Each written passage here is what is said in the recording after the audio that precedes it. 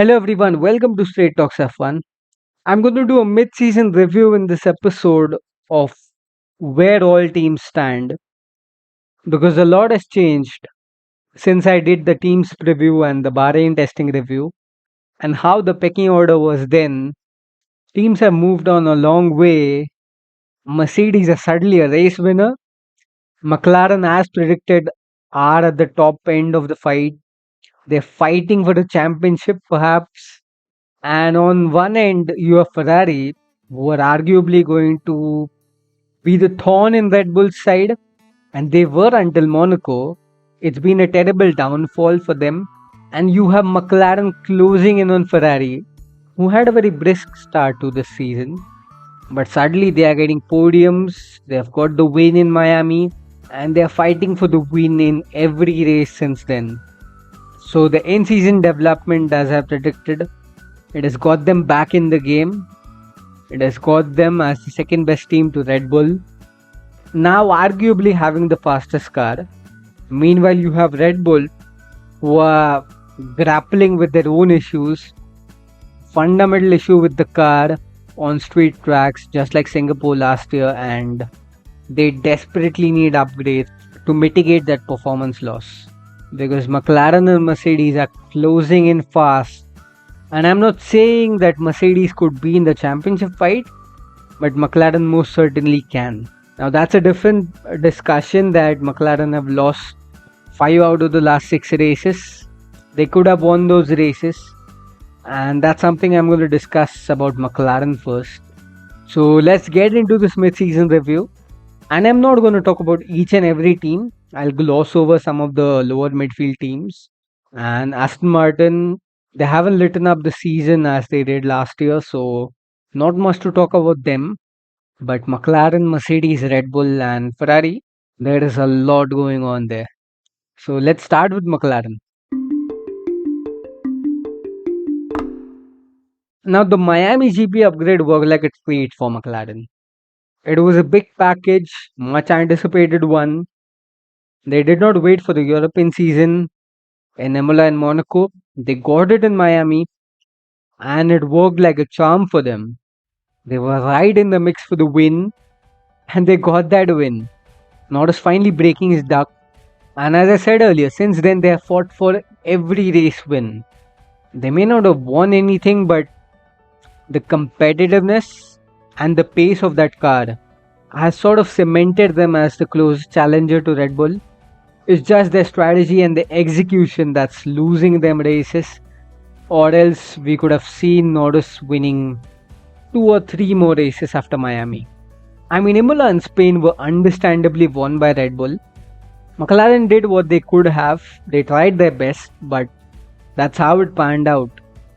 Verstappen holding on under pressure from Norris. So kudos to Verstappen. Those were wins he got on his own brilliance. So that's the maximum McLaren could have done over there. But Canada, Austria, Silverstone, I said this in the previous episode as well. Those were races McLaren should have won. Canada and Silverstone, specifically on strategy, had they pitted Norris at the right time, we could have seen those races won by Norris. And Austria, of course, it was a racing error, driver error by Verstappen. An error of judgment from Norris. He could have been smarter. I explained that in the previous episode. Norris going for that switchover maneuver could have avoided that collision, and he could have won that race. McLaren had the pace, they had the tires to keep Max at bay. But yeah, these are the 3 races I would say would hurt McLaren the most, because they knew these were races they should have won. Still, they've closed in on Red Bull. Courtesy of Sergio Perez underperforming, he's not scoring points, he's not even close to the podium, and not even in the top 5 since Miami. So it's a big issue for Red Bull, and that has allowed McLaren to come within 78 points of their tally in the constructors. They're only 7 points behind Ferrari, so that's a big threat for Red Bull in the constructors. McLaren have the pace, they have the car, and if they get over their strategy issues, they start to win races, edge out Verstappen. There's no stopping McLaren from going for the Constructors' Championship.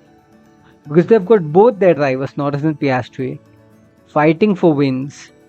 Piastri hasn't won races, but Norris has only won one. So if they can get more wins and Red Bull don't recover in terms of performance, in terms of the ultimate pace, we can see a big fight between McLaren and Red Bull for constructors.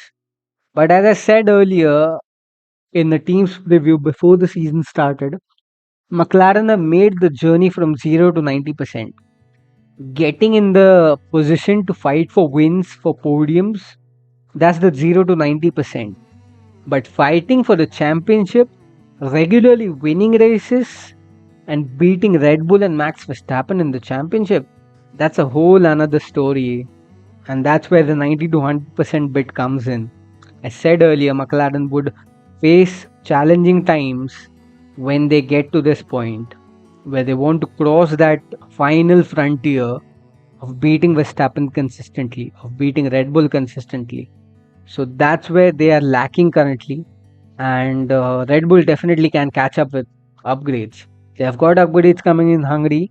There's no word on whether McLaren's bringing something to Hungary, but they're definitely going to be in the hunt for the win. And so will Red Bull and Mercedes, even perhaps. So it's going to be a crazy Hungarian Grand Prix. What McLaren needs to focus upon is themselves, their strategy, their race execution. Ensure that having the fastest car and having Norris who can maximize that car is one thing, but they got to take the win. They got to turn the result in their favor. So there is no scope of any fumbles on strategy, on any pit stops, or having even any reliability issues. Naturally, the in-season development game is really strong. So whenever McLaren bring a second set of upgrades, it's going to help them fight Red Bull even more, beat them on brute force, on pure merit. But can it happen? Because Red Bull are not just going to sit back there. So it's going to be an exciting thing to watch McLaren. I predicted before the season started, McLaren will be a team to watch out for if the in-season development falls into place and they deliver gains like they did last year. And they are doing so. They've done it so far. The question is, can they maintain it in the heat of the battle against Red Bull? That would be something worth watching. But as I said, Red Bull is not going to sit back and just sleep on it. Now, Red Bull. They've done this where they haven't had the fastest car and somehow they have managed to retain both titles, win both titles. In 2010 and 2012, that's how it happened. They did not have the fastest car, but still they managed to edge out Ferrari for both titles. And again, this year they have a fundamental issue with the car. The RB20 is not performing well with the stiff suspension on tracks where there is a lot of curb, there are a lot of bumps. Tracks like Baku and Singapore are not going to be easy for Red Bull. And before that, they have got 4 European races on purpose built tracks. That's where they need to maximize. That's where Red Bull need to capitalize upon, because that issue with the suspension, that issue with their ride is not going to go away this season. They have admitted to it that it's a fundamental issue with the car that can only be ironed out in next year's car. So they have to power through this issue and perhaps bring upgrades to mitigate its effect. Can they do it? We'll get to know. But the issue is quite similar to what they faced in Singapore last year. The fact that they were not able to solve that is perhaps a conceptual issue. And they changed their concept, they overhauled their concept this year quite a lot for the RB20. So let's see how that pans out for Red Bull. For now, they have to live with it and they have to ensure they maximize their points. And they're in a comfortable situation in both championships. Verstappen is leading by a comfortable margin. Even Red Bull have enough points margin to stay on top of the constructor standings. The problem for Red Bull is just Verstappen who's scoring points. He's carrying Red Bull and he's definitely on course to win his 4th title.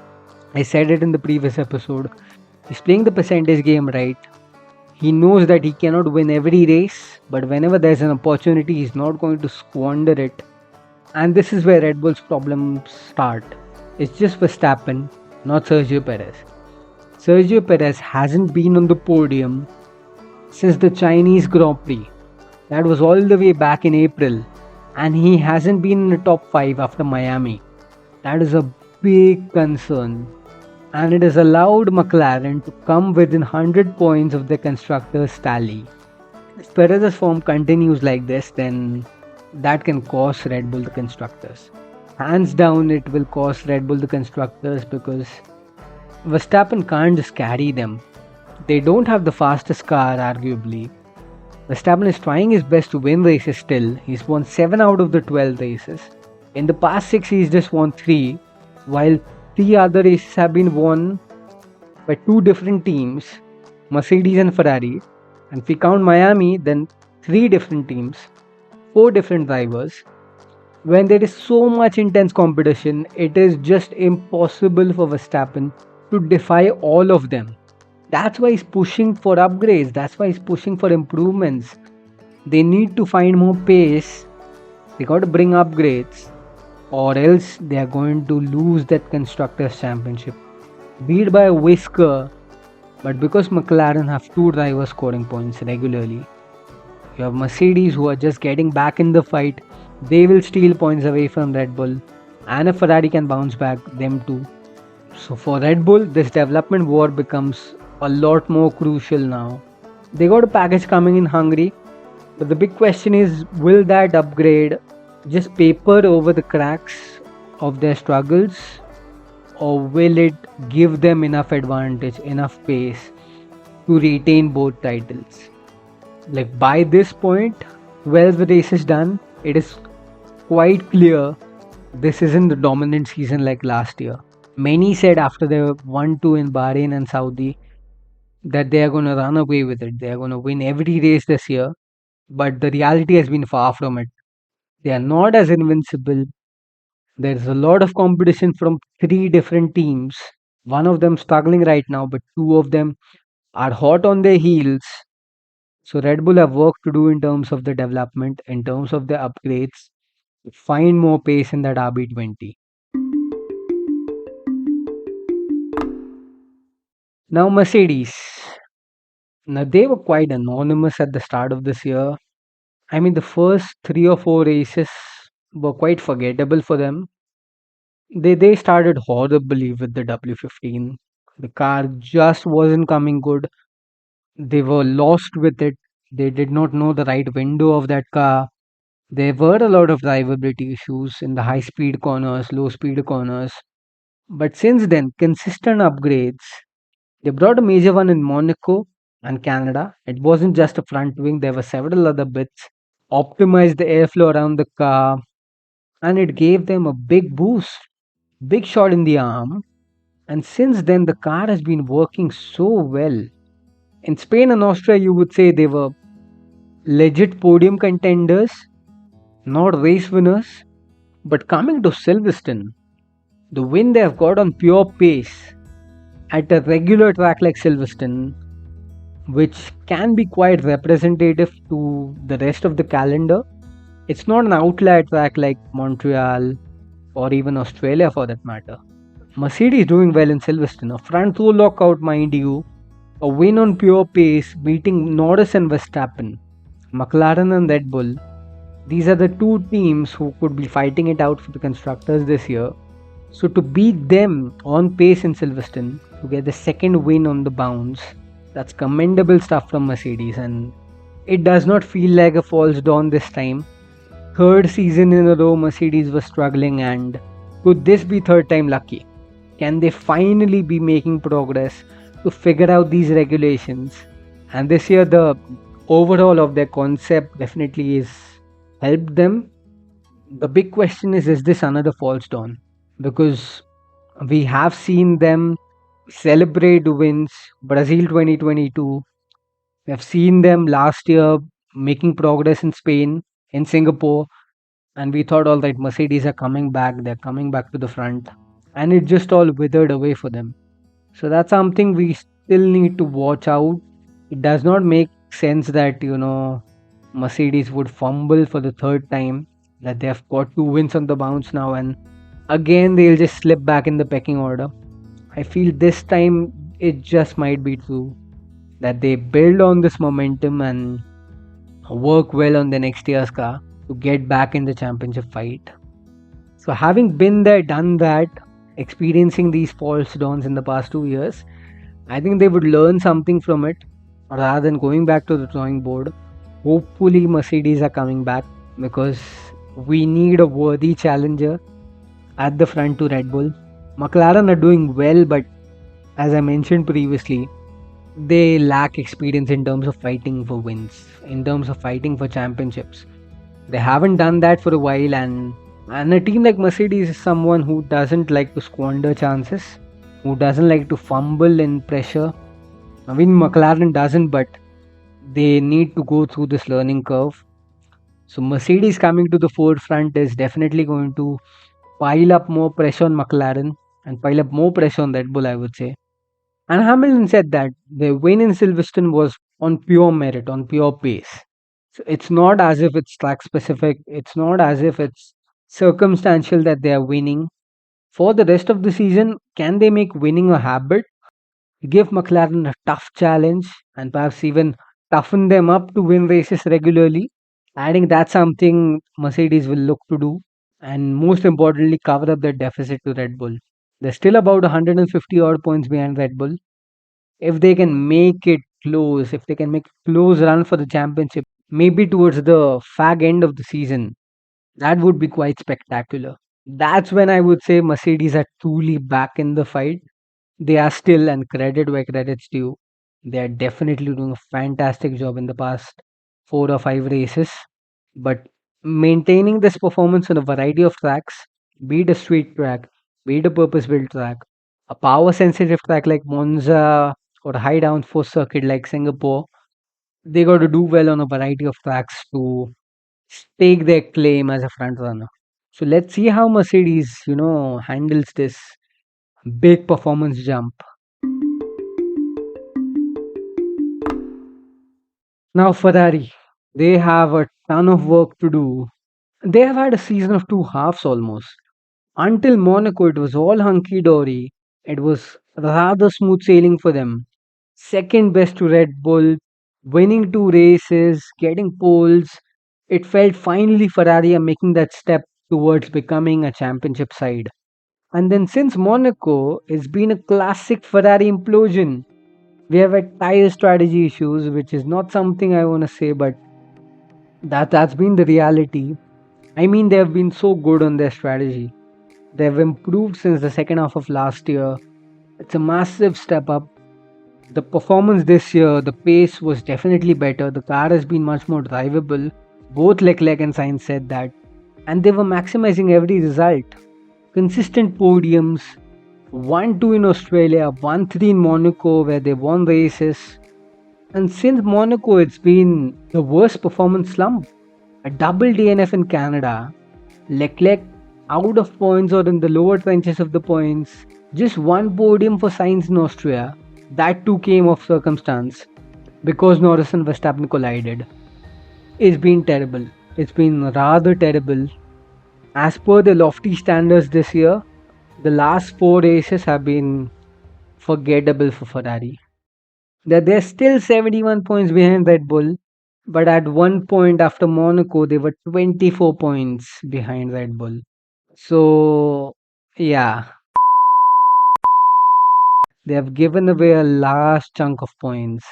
They're still in P2, but McLaren are breathing down their neck, only 7 points behind. So it's a matter of one race weekend in Hungary.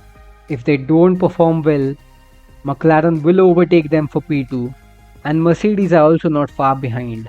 They're about 70 points behind, but the next 3-4 races, if Ferrari don't recover into podium contention, don't be surprised if Mercedes overtakes Ferrari for P3.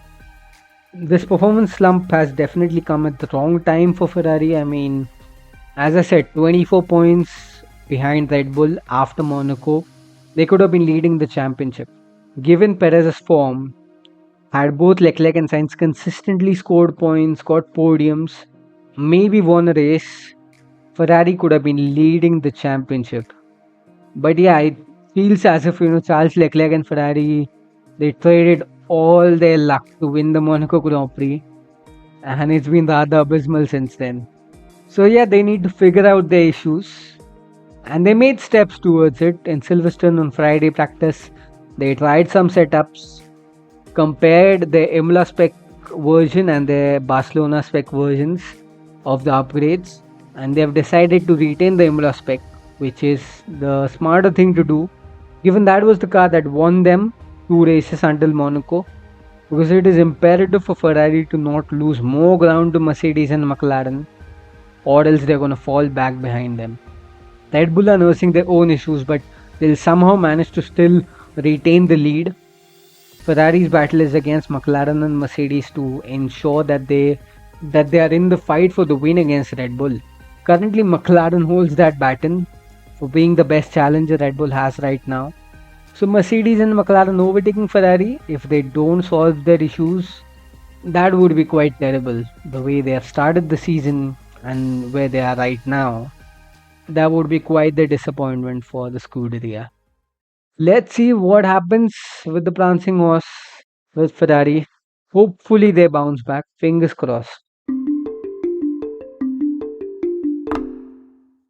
Now all the trolling and criticism I did of Alpine at the start of the season, it still stands. I'm not taking it back. But they have done well. They have done well to dig out of that giant hole they were in. Stuck at the back of the grid. The car was absolutely nowhere to even score points. But they have done well to come out of their misery. And the car is still not where they want it to be, not as per the expectations. Last year they got a podium in Monaco, and this year they're barely scraping of points. So that's not progress compared to where were they last year, but that's still progress, be it small steps. They started to score points consistently. So credit where credit's due. Alpine have done decently to recover from their slump. How much more can they recover in this season? Time will tell, but they need to sort out overall their team structure. There's a lot of chatter going on around their team. They have lost key personnel and they have now signed back Flavio Briatore, who's arguably the most controversial figure in F1. With Crashgate and all, his reputation precedes him. So don't really know where Alpine is headed.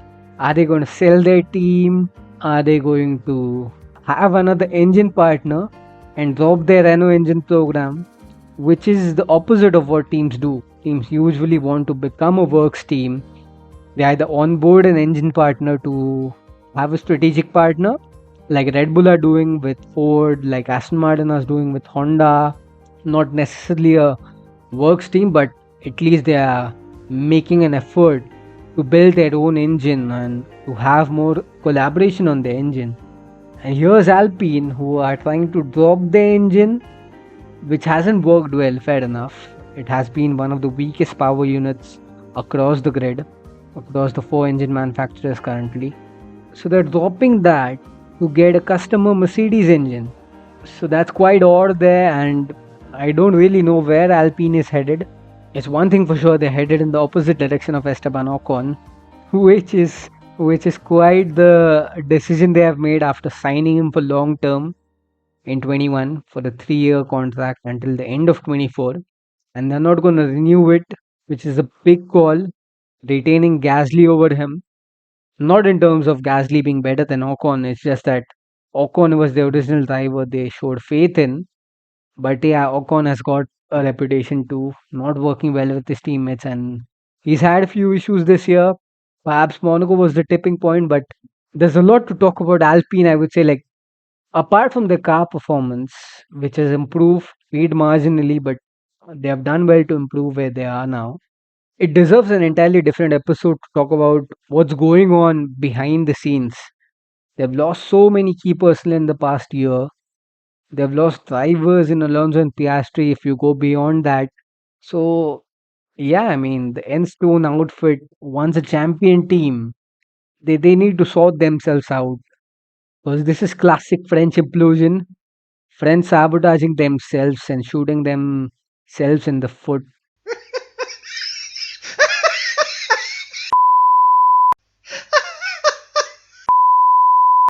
It's not a new thing, but yeah, Alpine needs to sort themselves out. Apart from their car performance, there's a lot to think about there. And besides Haas, for that matter, I would say great steps for a team of their stature. Where they were at the start of the season with Gunther Steiner gone, and their car being nowhere near the point scoring machinery, but they have done so well to become a regular point scorer. I mean, they are scoring points, they are in the shout to score points alongside RB. No one expected them to be so good. They currently stand P7 in the standings, just 4 points behind RB, or VCARB if you may. Great tire deck, great race pace.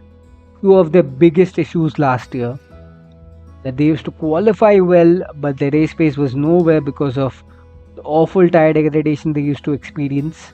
This year, under Ayao Komatsu, that has been resolved for good, and they've done well to pick up points. I won't be surprised if they beat RB for P6 in this season. 12 races to go, Haas are doing rather well. Don't know how much of a step up can they take towards the next big contender in Aston Martin. They're P5 and quite a bit away from Haas. But yeah, they're doing well. Haas are doing well, I would say. And on the other hand, Aston Martin, they've sort of taken that anonymous flag from Alpine, maybe. Not much to talk about them, but I'll still talk because it's one of my favorites. Aston Martin have been the biggest disappointment this year, I would say. Where they were last year in terms of performance, a regular podium sitter team, and now they're just scraping off points. Like Fernando Alonso would have been hugely disappointed. He did not sign for Aston Martin to just fight for points. The first half of last season, that's where he wants to be, regularly getting podiums and making that step towards the win. He wants to be where McLaren and Mercedes are right now. And that would have been so good to see if Aston Martin could have managed what McLaren did. But that's just not happening. They are way, way behind them. Like they're not even crossed the 100 points mark.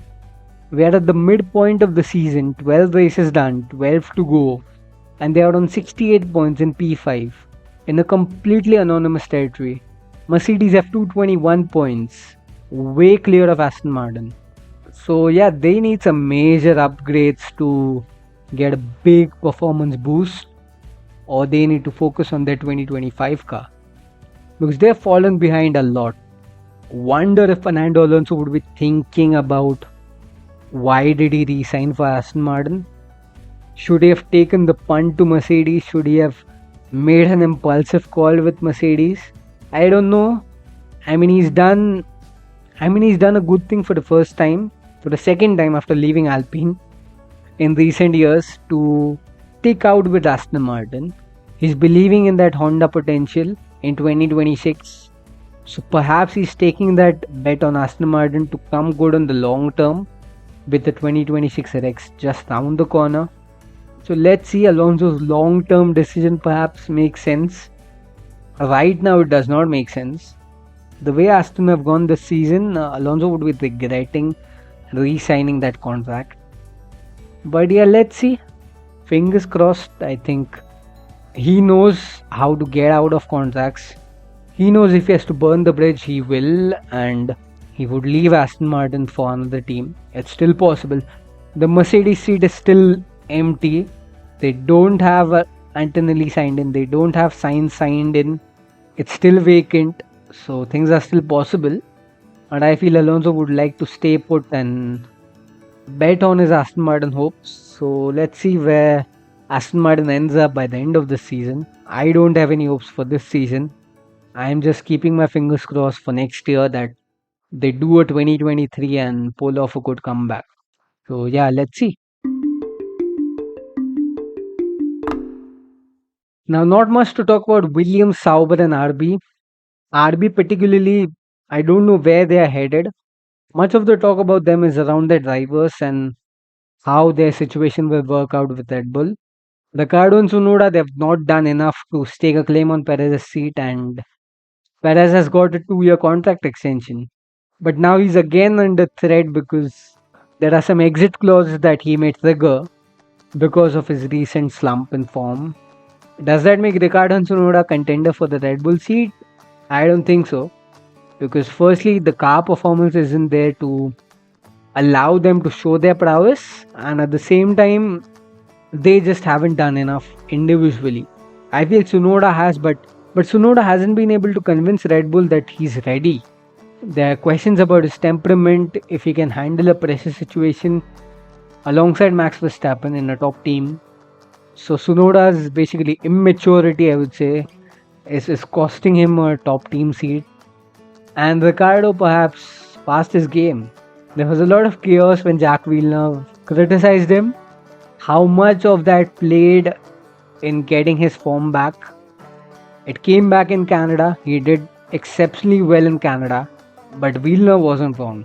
Villeneuve wasn't wrong to say that Ricciardo hasn't been consistent. That's been the problem with Ricciardo, and I've highlighted this in the Miami GP episode as well in previous episodes, that Ricciardo needs consistency.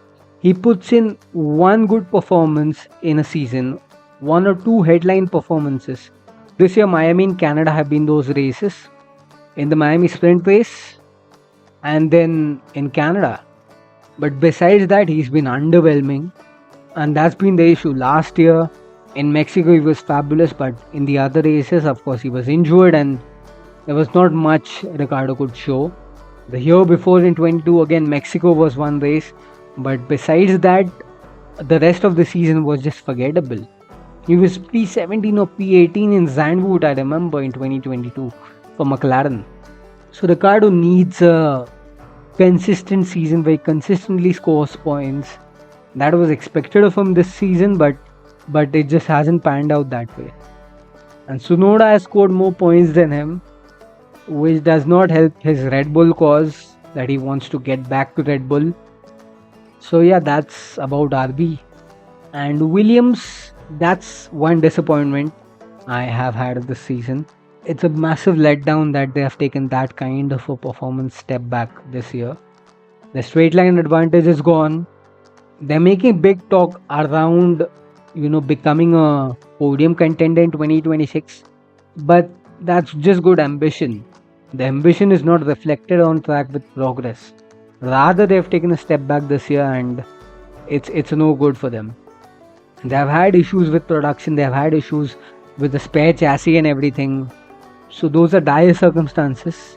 The James Hawes is doing his best to lead that team better, and that's showing some results. They have resolved the issues to some extent, but in terms of performance, Williams need a lot more than they have this year. Just 4 points is not something they would have expected. Last year, after clinching P7, they would have expected to take a step forward.